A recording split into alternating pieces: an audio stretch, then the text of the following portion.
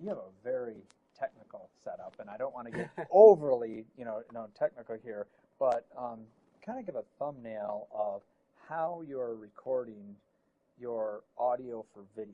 The video Right. recording, obviously, you've got switchers involved, and I don't think you've made the step to HD yet, have you? No.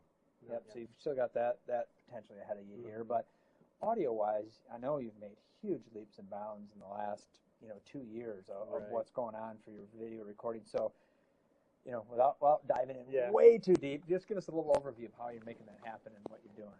Right. Well, like I said, we started with just the house mic, and that was okay for the shut-ins for recordings. They were, that was sufficient. But when you're going live, feed to another room, now you've got a room echo being echoed in another room, and it becomes unintelligible. So Sure. that had to be changed right away. Yeah. In the sanctuary, we have an M7, a Yamaha M7 digital board. So that's real nice mix. Back to our other conversation, that's a wonderful switch from analog to digital, because you can still touch and feel and see some of it. Yeah, exactly. each channel, so that helps. But that board, we have some CobraNet cards in, and so we're taking digital audio cards. Digital audio cards. Yeah. The CobraNet takes the signal into the M7 and converts it into a digital signal, and over standard network cabling, we can send, in our case, we're sending 20 channels from there into our control room, where we have a second board.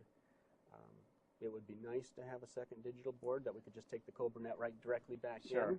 Yes. But at the moment, we're working with an older analog board that we had in another room at the time. Yeah. So we take that CobraNet signal into an audio amplifier mixer unit, which is also a digital, very nice system, because I can, with the computer, just change the configuration, change the mapping, routing, add in some effects or whatever we need to do. But we take in the CobraNet, convert it back to an analog signal out, and run that into the